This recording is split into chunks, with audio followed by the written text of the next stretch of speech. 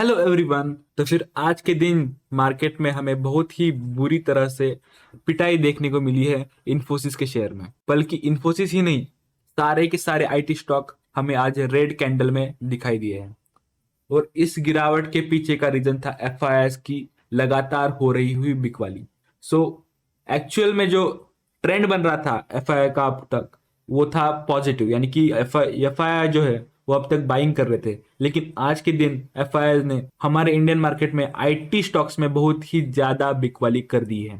तो फिर ये ही ट्रेंड अगर कंटिन्यू रहा तो फिर इन्फोसिस जो है वो 1200 के नीचे जा सकता है।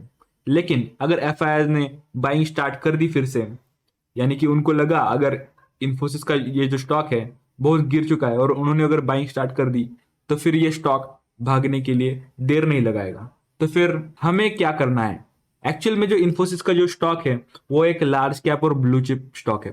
एक्चुअल में ऐसे जो स्टॉक होते हैं जिनका भी पोर्टफोलियो जो 50 लाख से बड़ा होता है, फॉर एग्जाम्पल किसी का 80 लाख का पोर्टफोलियो है, तो उसमें से उसका जो 20 लाख का या फिर 15 लाख का जो वेटेज होता है वो ऐसी इन्फोसिस जैसी हाथी कंपनी में होता है।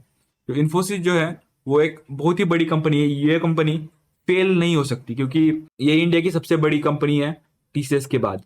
तो फिर ऐसी जो कंपनी है, बहुत सारे जो पीएमएस है, पोर्टफोलियो मैनेजमेंट सिस्टम्स है, या फिर लार्ज कैप जो म्यूचुअल फंड्स है, उनके बहुत ज्यादा पैसे इसमें लगे हुए हैं।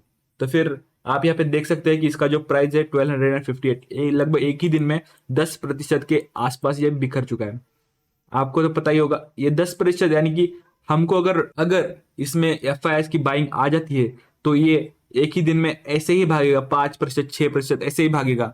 तो फिर आपको यहाँ पे वेट एंड वॉच करना है, क्योंकि अभी हम कुछ भी नहीं कह सकते, क्योंकि जब तक और कंपनी अपना रिजल्ट ना पेश कर दे तब तक आईटी सेक्टर में बाइंग करना अपॉर्चुनिटी नहीं है। ये आपके लिए अपॉर्चुनिटी तब बनेगी जब बाकी जो कंपनियां हैं वो अपना रिजल्ट पेश कर दें और एफआईआई की बाइंग आ जाए।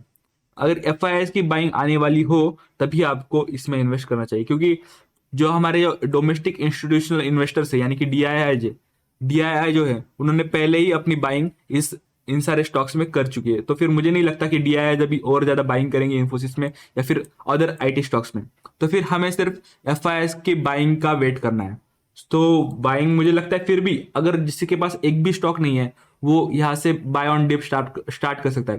जिसके पास इन्फोसिस का एक भी स्टॉक नहीं है वो यहाँ पे बाय ऑन डिप जरूर स्टार्ट कर सकता है। लेकिन जिसके पास है उसे वेट एंड वॉच करना चाहिए और उसे बाय बिल्कुल नहीं करना चाहिए, क्योंकि ये स्टॉक और गिर सकता है जब तक एफआईआई की बाइंग इसमें नहीं आती तब तक। और और हम एक स्टॉक को डिस्कस करना चाहेंगे जिसका नाम है एलटीआई माइंट्री। तो फिर देख लेते हैं हम एलटीआई माइंट्री ये भी स्टॉक लगभग 6% के 6 या फिर 7% के आसपास टूट चुका है। तो ये जो स्टॉक है ये बहुत ही बढ़िया कंपनी है, आईटी की दिग्गज कंपनियों में इसे इसे भी गिना जाता है। लेकिन आज के दिन 6 या फिर 7% जो स्टॉक टूटा है वो बहुत ही बुरा हुआ है इस स्टॉक के साथ। लगभग अगर हम इसका एक महीने का चार्ट देखे तो फिर इसने लो ही बना दिया एक महीने में। 3 महीने का भी देखे तो भी देखे, 6 मंथ का भी देखे तो फिर लगभग अपने 4324 के आसपास इसने क्लोजिंग दी है। अगर ये स्टॉक और गिरता है तो इसमें बहुत ही अच्छा बाइंग की अपॉर्चुनिटी है, क्योंकि ये जो कंपनी है ये बहुत ही बढ़िया कंपनी है। और आप यहाँ पे देख सकते हैं कि समरी में भी न्यूट्रल न्यूट्रल की रेटिंग है। एनालिस्ट कह रहे हैं कि बाई की, सेंटीमेंट भी कह रहा है कि बाई की, टेक्निकल कह रहा है क्योंकि सेल की, क्योंकि आज के दिन बहुत ही अच्छी गिरावट आई है, इसलिए यहाँ पे फॉलिंग नाइफ का पैटर्न बन चुका है एक दिन में। तो इसलिए यहाँ पे टेक्निकल जो है वो स्ट्रॉन्ग सेल का इशारा दे रहा है। लेकिन हमें वेट एंड वॉच वॉच करना है यहाँ पे जब तक एफआईआई की बाइंग नहीं आती तब तक। लेकिन अगर हमें यहाँ पे इंडिकेटर मिल जाए कि एफआईआई अभी बाइंग करने वाले हैं तभी हमें एंट्री लेनी चाहिए।